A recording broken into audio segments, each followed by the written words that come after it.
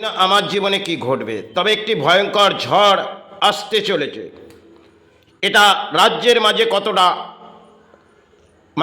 ক্ষয়ক্ষতির আশঙ্কা হবে তা হয়তো আমি কিছুই ব্যাখ্যা দিতে পারছি না। কেন, 1 থেকে 1.5 বছর আগে যেটা আমি দেখেছিলাম, সেটি যখন রাত গড়িয়ে যাচ্ছে, সময় হয়তো রাত্রির 12টার পর একটি ঝড় এত গভীরভাবে আসছে, সে ঝড়টি যেন একটা ধ্বংসের পথ আসতে চলেছে।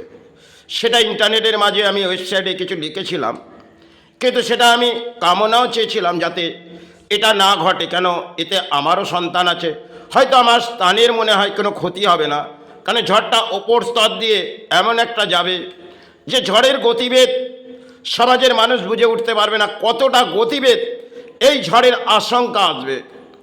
আজকে 2026 হয়তো আসছে, সেটা প্রকৃতির একটা খেলার মাঝে আমরা যুক্ত হয়ে গেছি। কিন্তু এই খেলার মাঝে আমাদের দেখবেন আমরা ধর্মের আশ্রয়টাকে আজকে দেখবেন ছেড়ে দিয়েছি।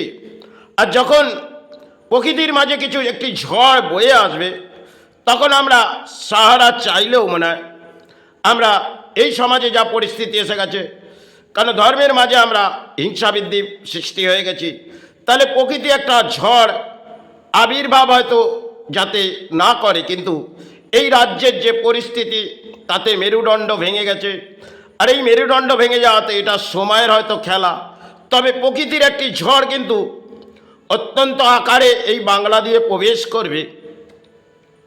হয়তো আজ আমরা ভাবছি যে আমরা এই প্রকৃতিতে কিছুই ঘটবে না, কেন এই বাংলা বহু সাধনার জায়গা, কিন্তু একটা সময় ছিল আর তারা কিছু ব্যাখ্যা করেছিলেন, সবাই ক্ষেত্রে তারা ব্যাখ্যা দিয়ে গেলেন, তারা সাধনা করে ব্যাখ্যা দিয়েছিলেন বটে সে বাংলায় কোনো কিছু ঘটবে না, কারণ বাংলায় ভূমিকম্প এই ধরনের কিছু বাংলায় ঘটবে না।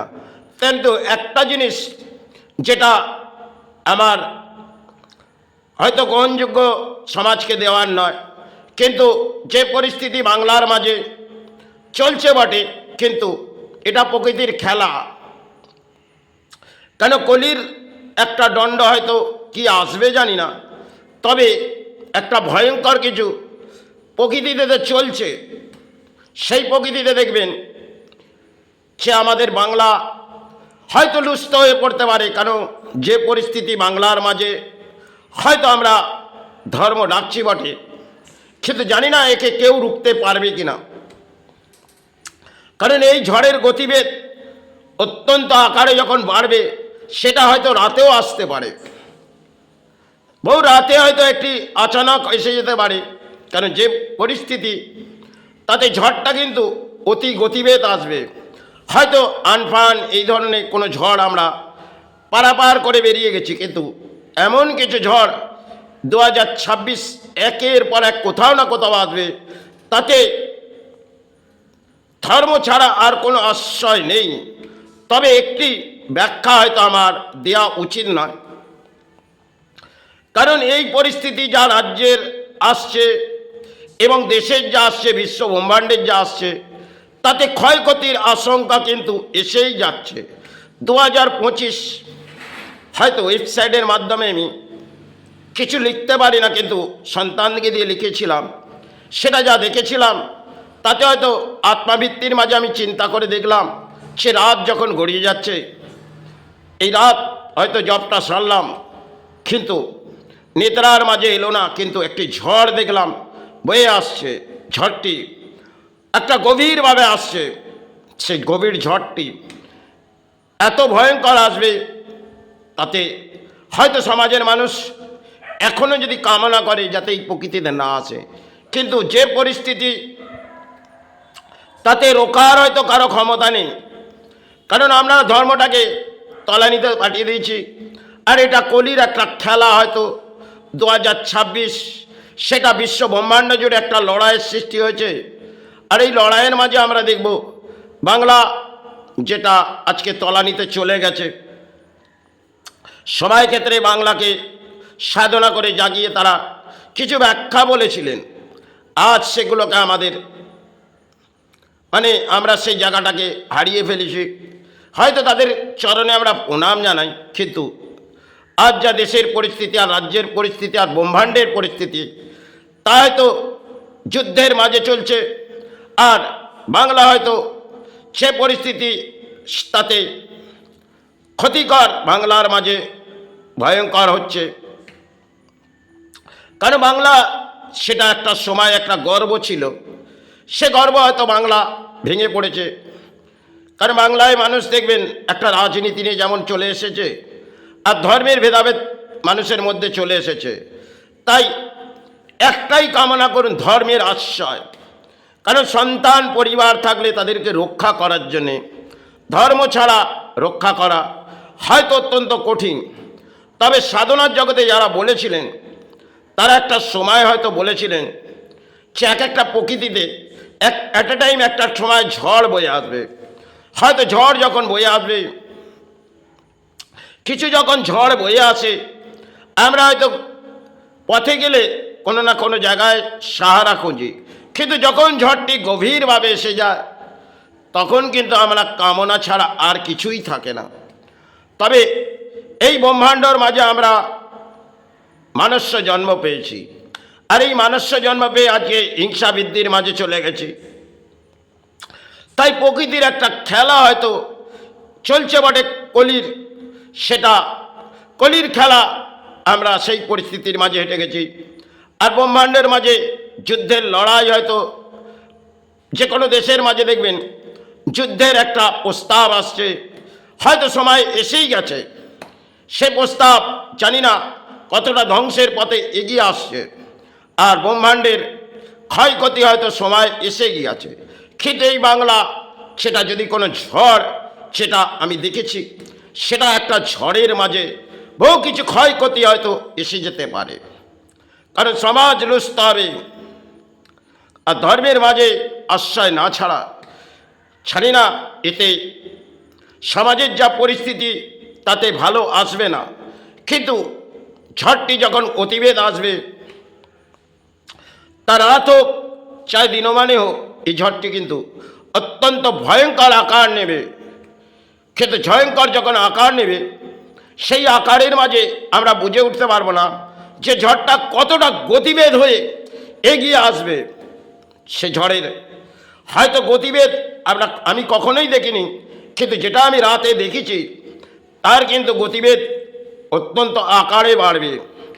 হঠাৎ ঝড়টি বয়ে আসবে, সে ঝড়ের পরিণাম কেউ বুঝে উঠতে পারবে না। তাই নিজের ধর্ম ছাড়া, আশ্রয় নেওয়া ছাড়া আর কিছুই নেই। তাই এতে কামনা করি, সাথে ব্রহ্মাণ্ডের মাঝে তো একটা ক্ষয়ক্ষতির ম্যাচ চলছেই বটে, কিন্তু যদি এই বাংলা দিয়ে একটি ঝড় বয়ে আসে, জানবেন বাংলাকে রোখার ক্ষমতা কারো নেই। কারণ হয়তো নেতারা লুস্ত হয়ে পড়বে, কারো তারা কতটা দান দেবে। আর যখন মানুষ জন্ম নিয়েছি, সে জন্মতে যদি আমাদের জীবনে, দাম্পত্য জীবনের সন্তান হারিয়ে যায় আর পরিবার চলে যায়, তাহলে আমাদের জীবনে দুর্ভোগ অত্যন্ত ভয়ঙ্কর হবে।